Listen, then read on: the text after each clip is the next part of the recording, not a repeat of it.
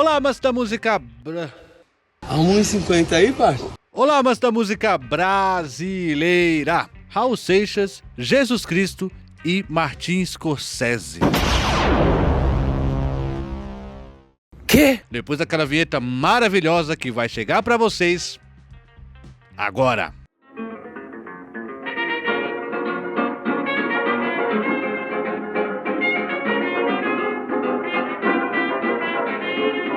Sempre lembrando a vocês para deixar aquele like, ajuda a gente pra caramba, se inscreva no canal se você não é inscrito e ative o sininho para as notificações, né? Aliás, deixar comentário pra gente é muito importante, portanto, eu quero que vocês comentem bastante aí, não sei, eu sempre peço para deixar um comentáriozinho, tá meio que dando certo, então comentem aí, hashtag Jesus Cristo e Raul Seixas, né? O pessoal vai ficar bravíssimo, a gente vai começar inclusive falando sobre isso. E também considere ser membro do canal aqui, também ajuda a gente pra caramba. Olha, gente, já vão ter conteúdos exclusivos para membros, tá? A gente já tá conversando sobre isso e já a gente vai ter conteúdos só pra vocês, nossos queridos membros, e muitos estão aqui sem receber um lápis, então a gente vai fazer isso por vocês já. Então considere ser membro aqui, já ajuda a gente bastante. Tá bom, pessoal? Pessoal, quero falar que primeiro esse roteiro que a gente tá aqui hoje é um roteiro de uma série de roteiros que eu falei que eu fiz para um projeto que acabou não acontecendo, e para esses roteiros não serem jogados fora, eu tô trazendo aqui pro Musicalha, né? Acontece que esses roteiros, eles têm dado muito certo, né? Estranhamente, inclusive, na verdade, para uma surpresa muito positiva nossa, tem dado boas audiências, bons comentários, as pessoas têm gostado das conexões que são feitas, então a gente vai continuar com os roteiros, espero que vocês gostem,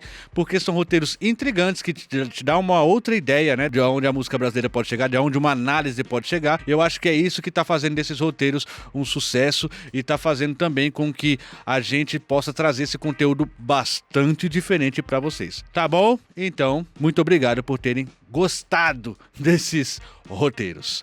E a gente começa a falar um pouquinho sobre os três personagens aqui que vocês devem estar intrigados. Quão distantes são esses personagens e qual é a conexão entre eles, né? E a gente começa pelo mais popular, né? Jesus Cristo, né? Apesar do John Lennon achar que os Beatles é mais popular que Jesus, Jesus Cristo é uma figura muito popular e é uma figura que ela é até estranha no mundo, né? No mundo da história, no mundo dos mitos. Muita gente vai ficar... Como você vai colocar Jesus historicamente? Se Jesus ressuscitou, foi pro céu, como que você vai enquadrar isso como história, colocar na história da humanidade? Aí você pode falar, não, então vamos enquadrar em mitos. Não, peraí, você vai falar que Jesus Cristo era um mito, tal qual os mitos gregos, qualquer mitologiazinha grega é comparada a Jesus Cristo, você entendeu? É um personagem histórico que tá numa espécie de limbo ali. Ele pode ser considerado para alguns uma falácia muito grande, ser considerado histórico, para outros pode ser considerado uma heresia muito grande, ser considerado mito, né? Olha a bagunça que faz Jesus Cristo, né? Além do mais, o nosso calendário é muito em função dele. Aliás, o que a gente conta como idade também é pós-Cristo, então a gente está 2024 anos depois de Cristo, tudo isso também mostra uma influência. Eu acho que não é qualquer pessoa que consegue zerar um calendário, né? Eu acho que eu não vou conseguir zerar. Não vai ter antes e depois de Juscelino Filho, né? Eu acho, né? Vamos aguardar também. A gente não pode ter certeza disso, tá bom?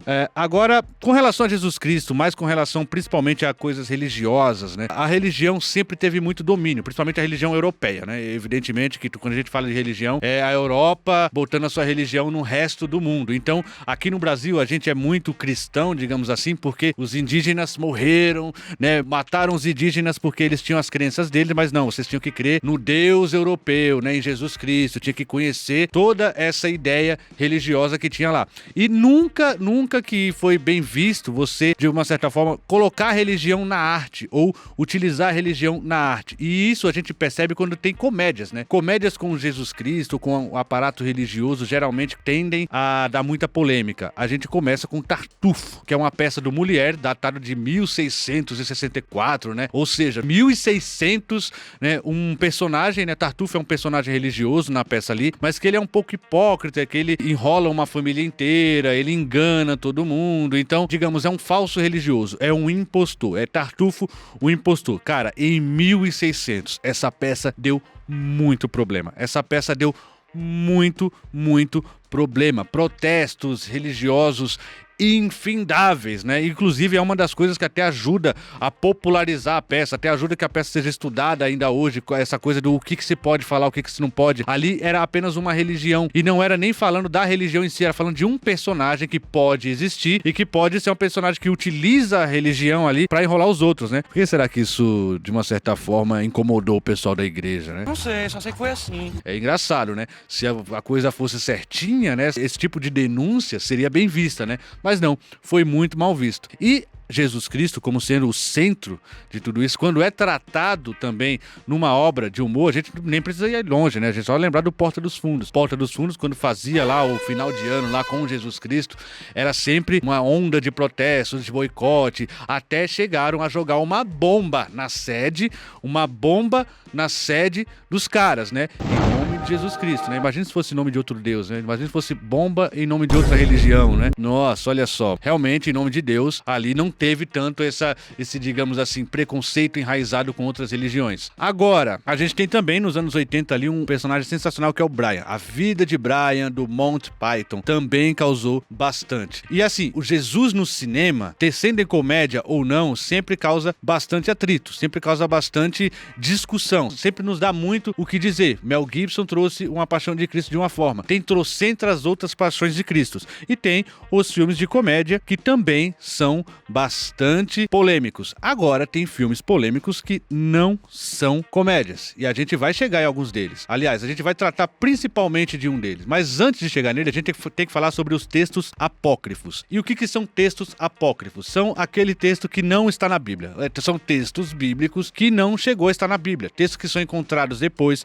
textos que foram retirados na época. A gente tem que lembrar que a Bíblia é uma grande edição. A Bíblia, jogaram no Premiere lá e tiraram umas partes, né? Você tem que lembrar disso, né? Quando a igreja pega os pergaminhos, né? Então ela começa a dividir a Bíblia, começa a dividir os capítulos aqui. É lógico que a igreja faz um grande corte em muita coisa que não interessava pro discurso da igreja, que não interessava pro que eles queriam propagar como sendo bom, como sendo ruim, o que eles queriam trazer como regras de vida, como noção daquela religião, né? Então tem muitas coisas da Bíblia que não chegou na gente, né? De uma certa forma foi pulverizada nessa edição que houve, e nessa edição que houve a vida de Jesus Cristo nos 3 evangelhos, né? João, Mateus e Lucas. Os 3 evangelhos que tem Jesus Cristo, existe uma parte da vida de Jesus que é apagada. Nos 3 relatos, o que aconteceu nesse meio tempo, né? Da adolescência ele pula para 30 anos lá, ou seja, daqui dos 20 aos 30 anos de Jesus Cristo. O que aconteceu nesse período? Nos 3 relatos, são relatos de 3 pessoas diferentes, João, Marcos e Lucas, são 3 relatos diferentes, né? E aí esses relatos têm esse buraco, né? Tem essa lacuna, ou seja, é uma lacuna que me parece proposital, né? 3 versões com lacunas tão parecidas, me parece uma edição proposital. Por isso tá os grandes textos apócrifos, textos que não entraram oficialmente na Bíblia. Por exemplo, textos assim que daria filmes homéricos de heróis. Jesus descendo no inferno pra ir buscar algumas pessoas, cara, é coisa de filme de herói, vou falar a verdade pra mim. Uma das grandes questões, né, dos apócrifos, né, digamos assim, uma das grandes questões deles é o que foi tirado da Bíblia, por que foi tirado e o que nos desmistifica algumas ideias. E aí a gente chega num filme chamado A Última Tentação de Cristo, o filme de Martin Scorsese, né? Estrelado por William Dafoe. Então, se você nunca viu William Dafoe interpretando Jesus Cristo, lá nesse filme você vai encontrar. É um filme muito bom, só que ele é um filme assim, ele é inspirado num livro, né, que eu não vou me arriscar a falar o nome do cara que escreveu o livro, vou deixar aqui pra vocês, é uma pronúncia bastante difícil, né? É Nico, e aí tem um sobrenome bastante complicado, né? Vai estar aqui pra vocês. Nikos Kazantzakis. Nikos Kazantzakis.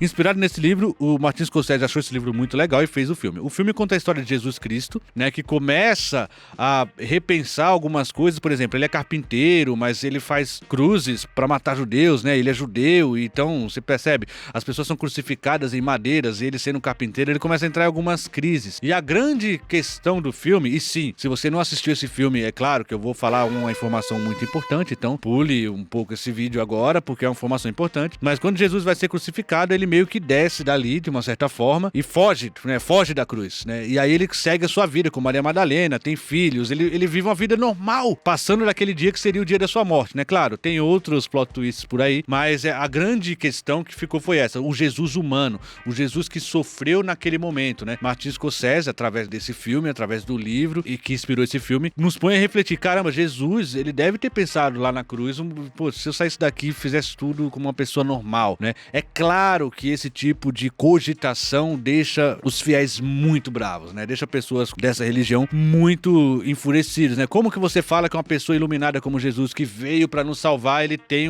alguns devaneios de fugir dali, de deixar os planos do pai, enfim, de desistir de tudo, de ser uma pessoa normal. Então isso tudo virou um grande questionamento pra todo mundo. Mas aqui tem uma questão importante, né? Existe um detalhe no filme que é muito sensacional. Judas Iscariotes, aquele mesmo, o Judas da traição, o Judas que tem esse estigma de traidor, quando a pessoa trai, a pessoa, nossa, aquele cara é muito Judas, né? Virou o sinônimo, virou adjetivo. Judas Iscariotes, nesse filme, é muito amigo de Jesus Cristo. É um dos melhores amigos do Jesus Cristo humano. Judas Iscariotes era tipo confidente, era uma pessoa bastante próxima a Jesus Cristo. E isso vem de um apócrifo, como eu falei, de um daqueles textos não oficiais. Nesses textos, um desses textos traz o Judas como sendo, na verdade, um dos grandes parceiros de Jesus Cristo, um dos amigos mais fiéis, o que faz muito sentido se você pensar. Judas traiu Jesus, né? E quando ele trai com um beijo. Então, você percebe que parece uma espécie de pacto, né? Uma espécie de acordo. E é isso que esses apócrifos, eles tendem a nos mostrar, né? É isso que esses apócrifos trazem. Olha o plot twist da história da Bíblia. Judas Iscariotes, aquele cara que era o sinônimo da traição, era o cara que deixou Jesus na mão, né? É o cara que fez tudo acontecer, ele faz parte de um plano. Por quê? Quando Jesus faz a Santa Ceia no Jardim de Getsemane, ele fala com todo o pessoal ali, ele sabe que ele vai ser traído, ele sabe o que vai acontecer, ele sabe que ele tem desígnios que já estão muito bem desenhados, ele sabe o que ele tem que fazer, e ele sabe que para isso ele precisa ser traído. Ele fala, um de vocês vai me trair, né? E aí é Judas Iscariotes. E Judas Iscariotes, segundo os apócrifos, e é desse filme também, é Jesus que combina com ele. Cara, você vai me trair, eu escolho você pra ficar com essa marca, escolho você pra fazer parte dos planos de Deus, escolho você pra fazer parte de uma salvação da humanidade. Olha o quanto isso muda o ponto de vista de Judas Iscariotes, esse personagem, na verdade, fez parte de um plano, parte do plano de Deus, parte do plano de Cristo e parte do plano de uma salvação da humanidade. Judas não é o traidor. Judas faz parte do jogo e traiu com um beijo num gesto de amor. Olha que sensacional essa reviravolta. E assim, onde entra Raul Seixas nisso? E aí, fãs de Raul Seixas, raízes, já sabem a música que eu vou falar. É uma música chamada Judas. Nessa música, Raul Seixas trata desse personagem, né, Judas Iscariotes, em primeira pessoa. Então o eu lírico da canção é o Judas Iscariotes, é ele falando sobre essa relação dele com Jesus Cristo e, de uma certa forma, lamentando o como foi a rebarba, né, a fama que ele ficou após isso, apesar de entender a grandiosidade da sua parte nesse plano, né, o que aqui na música ele vai tratar de plano secreto. A letra, ela começa, antes de ele começar a melodia, fica ali a introdução e aí tem alguém perguntando, quem é você? Quem é você? Uma pergunta bastante inquisitória, uma pergunta de uma certa forma pressionando a dizer quem é você. Não é uma pergunta tranquila, né? Não é dizendo, quem é você? Não, quem é você? De uma forma, né, como se fosse ameaçando, uma forma provocativa. E aí ele fala de uma maneira até tranquila. A pessoa fala, quem é você? Quem é você? Vamos, responda. E ele tranquilamente fala, eu sou Judas. Então, a partir daqui, a gente entende que o eu lírico da canção é Judas Iscariotes, que não é o traidor. Judas Iscariotes é o melhor amigo de Jesus Cristo. Judas Iscariotes é escolhido por Jesus Cristo para fazer parte de um plano de salvação do todo. Então ele começa aqui, ó. Parte de um plano secreto, amigo fiel de Jesus, eu fui escolhido por ele para pregá-lo na cruz. Ele descreve todo esse apócrifo de um jeito só, né? Ele descreve tudo. Eu fui escolhido, eu fiz parte desse plano, parte de um plano secreto, ou seja, ninguém pode saber disso aqui. E isso também pode ter uma crítica indireta ali àquela edição que eu falei da Bíblia, né? Os trechos que foram cortados propositalmente. Ele fala que ele foi escolhido por ele, né? Por Jesus Cristo. Lembrando que Jesus Cristo faz parte de uma trindade: Pai, Filho, Espírito Santo. Quando você fala de Jesus, se fala de uma certa forma de Deus também, se fala de uma certa forma do Espírito Santo também. Existe esse 3 em 1 aí. Eu fui escolhido por ele para pregá-lo na cruz. Ele pode estar falando dele, Jesus Cristo, como ele, Deus, como o Espírito Santo também. Cristo morreu como um homem, o mártir da salvação, deixando para mim, seu amigo, o sinal da traição. Então, veja bem, aqui você percebe que Jesus Cristo, deixando o sinal da traição, né, para o seu amigo, ele, de certa forma, ele reclama, né? Ele dá uma reclamadinha do que aconteceu com ele, né? Agora, ele fala que Cristo morreu como um homem. Ele não morre, né?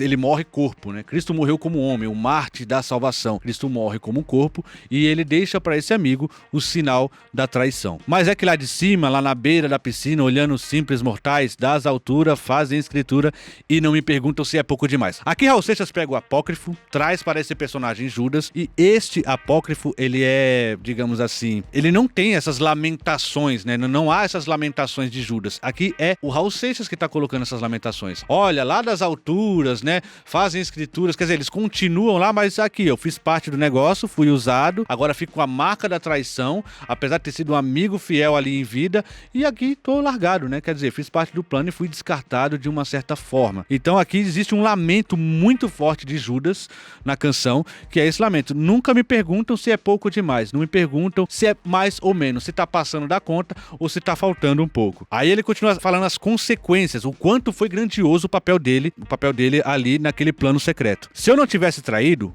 morreria cercado de luz, ou seja, se ele não tivesse traído, ali como os outros 12 apóstolos, ele estaria, né, o Pedro, né, todos os outros apóstolos ali, Mateus, eles não tiveram essa marca, né, eles não tiveram essa chaga, digamos assim, de viver sempre com uma marca de traição. Então ele morreria ali cercado de luz, ele morreria como todos os outros, ele morreria consagrado ali, como um grande seguidor de Cristo e tal, sendo que para a história ele foi o mais fiel, e aqui ele não morreu cercado de luz como os outros, né? E o mundo hoje então não teria a marca sagrada da cruz. Ou seja, se ele morresse cercado de luz, se ele não tivesse a traição, Jesus não tinha morrido na cruz, vocês não teriam sido salvos, tudo isso não teria acontecido, né? Sem essa peça fundamental da engrenagem, nada teria acontecido. Não tinha história de Jesus, não tinha nem a paixão de Cristo de Mel Gibson. Então olha que coisa. Aqui aí ele continua. E para provar que me amava, esse trecho é muito importante, né? Pediu outro gesto de amor. Pediu que o traísse com um beijo, que minha boca então marcou. O simbolismo desse amor da pessoa que foi escolhida pela traição sela nesse beijo, né? É o beijo que simboliza o quanto esse plano foi dado com carinho, com muito amor. Mas aqui, lembrando, aqui é na música do Raul Seixas, ele tem uma reclamação de que, olha, beleza, tudo isso foi feito, foi tudo bonitinho, agora o mundo tem a marca da cruz, o mundo entende o que foi esse símbolo, mas acontece que o mundo tem um vilão na história, alguém que foi escolhido para ser o vilão, e alguém que não perguntam se é pouco demais. Judas Iscariotes, então, para esses apócrifos, para esse filme do Scorsese, para esse livro, para tudo isso, o Judas Iscariotes é um injustiçado. E vocês já se sentiram um pouco como um Judas por aí? Eu quero que vocês deixem nos comentários um pouco sobre as suas impressões dessa música e ajuda a gente pra caramba a saber o que vocês pensam. Tá bom?